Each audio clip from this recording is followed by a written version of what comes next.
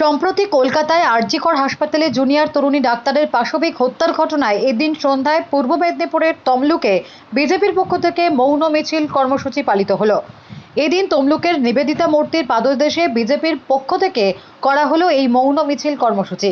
এদিন মোমবাতি জ্বালিয়ে মৃতা তরুণী ডাক্তারের প্রতি শ্রদ্ধা জ্ঞাপন করা হয়। এদিনের কর্মসূচিতে উপস্থিত ছিলেন তমলুকের সাংসদ অভিজিৎ গঙ্গোপাধ্যায়। কর্তব্যরত ডাক্তার তিনি মহিলা, তার উপর নারকীয় অত্যাচার করে তারপর তাকে খুন করা হয়েছে এবং এখনো পর্যন্ত যা বোঝা যাচ্ছে তদন্তের নামে আমাদের মমতা ব্যানার্জি এবং তার দল একটা স্পষ্ট ভাঁওতা দিচ্ছেন মানুষকে। এই যে খুন এবং এই যে নারকীয় কাণ্ড, সেটা আমি বিভিন্ন ফরেন্সিক এক্সপার্টদের সঙ্গে কথা বলে জেনেছি যেটা কখনোই একজনের কাজ হতে পারে না। একজনের কাজ নয়, একাধিক মানুষের সঙ্গে সংশ্লিষ্ট ছিলেন এবং একাধিক মানুষ মিলে এই কাজটি করেছেন। ন্যক্কারজনক ঘটনাটি ঘটিয়েছেন। পুলিশ কী করেছে? তদন্তের নামে ভাঁওতা দিতে তারা প্রথমে এটাকে আত্মহত্যা বলে চালাতে চায়, সেটা মানুষ অবিশ্বাস করে স্পষ্টত। তারপর তারা যত দ্রুত সম্ভব এটার ময়না তদন্ত করে সেই আরজিকর হসপিটালে যেখানে তিনি খুন হয়েছেন, যারা কখনোই নিজেদের দায়িত্ব নেবে না এরকম একটা জায়গায় ময়না তদন্ত করে যত দ্রুত সম্ভব সেই মৃতদেহটিকে দাহ করে দেয়। এই দাহ করে দেওয়ার সময় পুলিশের একটা চক্রান্ত ছিল। মেয়েটির পিতাকে একটি থানায় ডেকে পাঠানো হয়, বলা হয় আপনার মেয়ের মৃতদেহ এখানে আনা হবে। মেয়েটির মাকে আরেকটি থানায় ডেকে পাঠানো হয়, বলা হয় আপনার মেয়ের মৃতদেহ এখানে আনা হবে, যাতে তারা একসঙ্গে দুজনে একসঙ্গে একটি জায়গায় হাজির হতে না পারে। এবার পুলিশ সেই মৃতদেহ নিয়ে শ্মশানে চলে যায় এবং সেখানে সেই পিতা এবং মাতাকে ডেকে পাঠানো হয়। পুলিশ এরপরে যেটা করে সেটা হচ্ছে একজনকে গ্রেপ্তার করে এবং করে দেখাতে চায় যে সেই দোষী।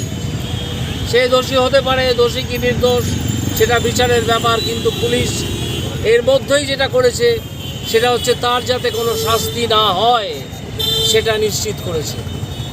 কারণ এই ধরনের একটা নারকীয় ঘটনা এবং তারপরে খুন, এইখানে যে মেয়েটি, যে মানুষটি খুন হচ্ছেন, তিনি যথাসাধ্য চেষ্টা করবেন নিজেকে বাঁচাতে এবং এটা করতে গেলে যারা খুন করছেন বা যিনি খুন করছেন তাদের হাতে বা গায়ে নখের আঁচড় এবং কামড়ের দাগ থাকবেই। হয়েছিল যে সে ট্রেনে ধাক্কা লেগে মারা গেছে। সেই মামলা করছিলেন তৃণমূলের একজন আইনজীবী, যিনি খুব বেশি চিৎকার করেন। সেই আইনজীবী সব করেছিলেন, শুধু দ্বিতীয়বার রিজওয়ানুর রহমানের পোস্টমর্টেমের কোনো আবেদন জানাননি।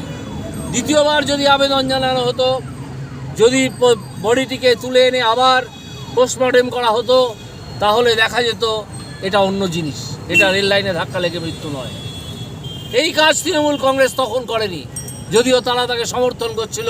পরবর্তীকালে তো এই ছেলেটির মাকে এবং ভাইকে এমএলএ করে, যেরকমভাবে মমতা ব্যানার্জি বিভিন্ন লোককে চাকরি বা টাকা দিয়ে শান্ত করতে চান, এখানে তিনি সেটা করতে চাইছিলেন কিন্তু অন্যভাবে। তার বাবা এবং মা, মেয়েটির বাবা এবং মা বয়স্ক, তাকে এভাবে চাকরি দিয়ে বা টাকা দিয়ে কেনা যায়নি এখনও। আমরা পরে দেখতে পাবো কি হচ্ছে।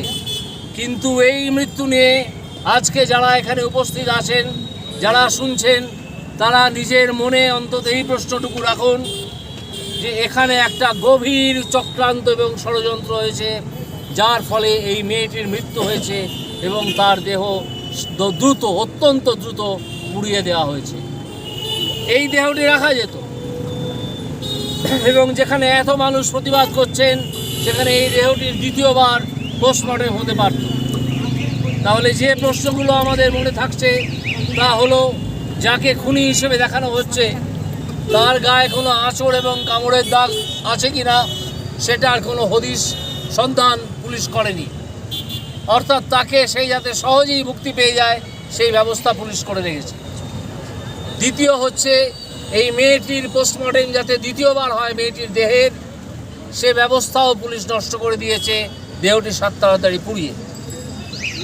তারপর পুলিশ সেই ছেলেটির সঙ্গে যাকে ধৃত দেখিয়েছে তার সঙ্গে আরও দুজন যারা ছিল তাদের কোনো পরিচয় প্রকাশ করেনি। পুলিশ এখনও কিছুই বলেনি যে কে তাদের ওখানে ডেকে পাঠিয়েছিল রাত্রি 3টের পরে। একজন সাধারণ মানুষ যদি না তিনি কল্ড হন সেই সেকশনে, সেই ওয়ার্ডে ওই পাবলিক অ্যাড্রেস সিস্টেম ছাড়া তাকে ঢুকতে দেওয়া হয় না, তিনি যেতে পারেন না। তাহলে এই দুজনকে কেন ছেড়ে দেওয়া হলো, সন্দেহের আওতার বাইরে কেন করে দেওয়া হলো? এই সব প্রশ্নের উত্তর মমতা ব্যানার্জিকে এবং তার প্রশাসনকে দিতে হবে। সে উত্তর তারা দেবে না, বলবে মৃতদেহ পোড়ানো হয়ে গেছে, এবার তোমরা যা করবে করো। এই যে ভাঁওতাবাজি দেওয়া হচ্ছে তদন্তের নামে, এই ভাঁওতাবাজির বিরুদ্ধে আমরা রুখে দাঁড়ালাম। Bureau report, D Bangla news. সব খবর সবার আগে পেতে আমাদের চ্যানেলটি সাবস্ক্রাইব করুন এবং পাশে থাকা বেল আইকনটিতে ক্লিক করুন, লাইক ও শেয়ার করুন।